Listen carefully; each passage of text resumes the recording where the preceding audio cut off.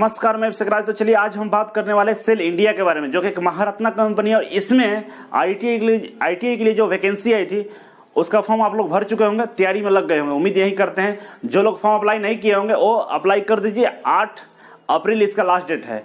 बहुत अच्छी कंपनी है। अगर इसमें आपका सिलेक्शन हो जाता है तो काफी मान के चलिए बहुत अच्छा लाइफ आपका हो जाएगा, तो इसको मिस नहीं करना है।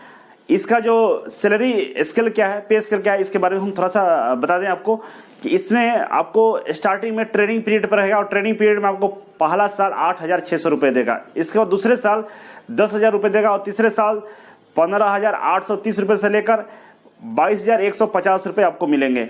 इसके अलावा बहुत सारे इंटेंसिव मिलते हैं, टीए डीए मिलाकर आपका सैलरी अच्छा हो जाता है और कुछ दिनों बाद आपका सैलरी लगभग 40 से 50,000 हो जाते हैं, मतलब कुछ सालों बाद। तो काफी अच्छा कंपनी, महारत्ना कंपनी है और इसमें बोनस भी मिलते रहते हैं। तो बहुत अच्छा लाइफ है, आप ज्वाइन कीजिए, तैयारी कीजिए। बहुत अच्छी कंपनी। आप बहुत सारे छोटे छोटे जॉब के चक्कर में रहते हैं, इस तरह का जॉब का तैयारी कीजिए। आप लाइफ में दोबारा किसी जॉब के बारे में नहीं सोचिएगा अगर इस तरह का पीएसयू में हो जाइएगा तो चलिए इसके एग्जाम पैटर्न पे बात करते हैं। इसमें नंबर ऑफ क्वेश्चन 100 आएंगे। 100 क्वेश्चन में से 80% टेक्निकल रहेंगे, मतलब 80 क्वेश्चन टेक्निकल रहेंगे। और ये इस बार कर दिया है, पहले 75 था, सारे डीएमआरसी से लेकर किसी भी बोर्ड में 75% टेक्निकल था, लेकिन इस बार 80% सेल ने टेक्निकल पूछने का अनाउंस किया है और 20%। इसमें सबसे बड़ी खासियत यह है कि इस एग्जाम में आपको 50 परसेंटाइल नंबर लाना होगा। परसेंटाइल का मतलब होता है कि जो उस एग्जाम में, सेल के एग्जाम में जो सबसे ज्यादा टॉप किया होगा, सबसे ज्यादा नंबर लाया होगा, मान लीजिए कोई 100 में से 80 नंबर लाया है, सबसे ज्यादा 80 नंबर लाया, उसको 100 मान लिया जाएगा और वो 80 नंबर के बिहाफ पर आपको 50% नंबर लाने होंगे। मतलब 80 का 50% कितना होगा, 40 नंबर लाने होंगे आपको, तभी आपका सिलेक्शन मेरिट लिस्ट में हो पाएगा। और SC ST OBC के लिए, PWD के लिए छूट है, उनको 40 परसेंटाइल नंबर लाने होंगे। तो परसेंटाइल का मतलब 100 नहीं होता है, जो टॉपर होता है उससे कंपेरिजन करके आपको नंबर लाना होगा। तो ये काफी इंपॉर्टेंट, इस पर ध्यान देना होगा, नहीं तो चूक जाएंगे आप।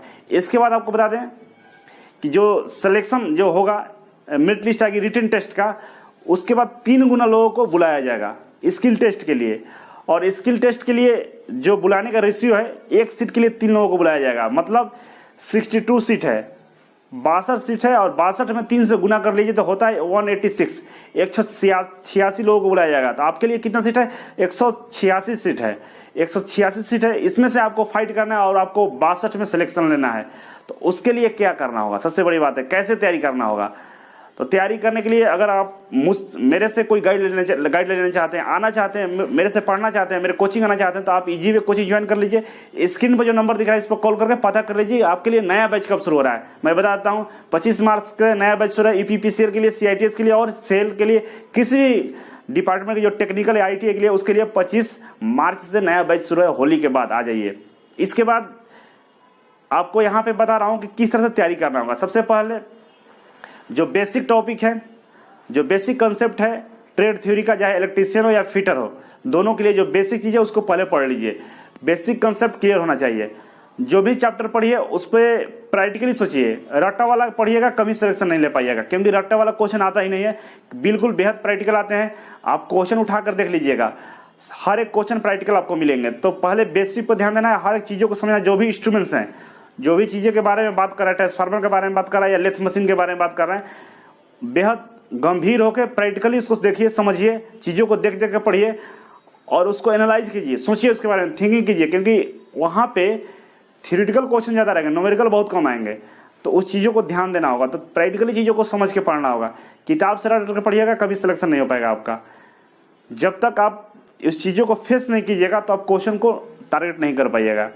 क्योंकि टेक्निकल में ही खासियत है, एक बार जो चीज को समझ लेता है, देख लेता है, पढ़ लेता है, दोबारा वो क्वेश्चन को छोड़ता नहीं है, जिंदगी भर याद रहता है। नॉन टेक्निकल में क्या है, एक लाइन बदल जाएगा ना तो दोबारा क्वेश्चन नहीं हो पाएगा। टेक्निकल में लाइन नहीं बदलते हैं, आपका माइंड को बस सोच बदलना है। सोच लीजिएगा, आप एक बार देख लीजिएगा, सोच लीजिएगा, पढ़ लीजिएगा, तो दोबारा वो क्वेश्चन आपसे गलत नहीं होने वाला है।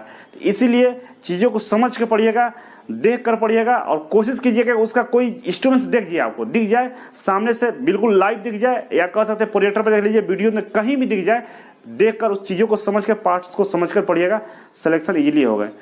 बहुत ज्यादा हाई लेवल क्वेश्चन नहीं आते, बहुत बेसिक आते हैं।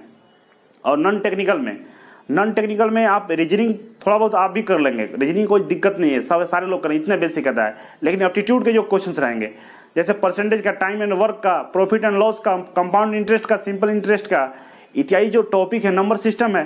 तो इस सारे टॉपिक को अच्छे से बेसिक और थोड़ा सा एडवांस को तैयारी कर लीजिएगा। थोड़ा बेसिक क्वेश्चन भी, फार्मूला बेस्ड क्वेश्चन कैसे आते हैं और फार्मूला से थोड़ा सा घुमा कर जो क्वेश्चन पूछा उसको कैसे हम सोल्व करेंगे, उसको थोड़ा सा पढ़ लीजिएगा।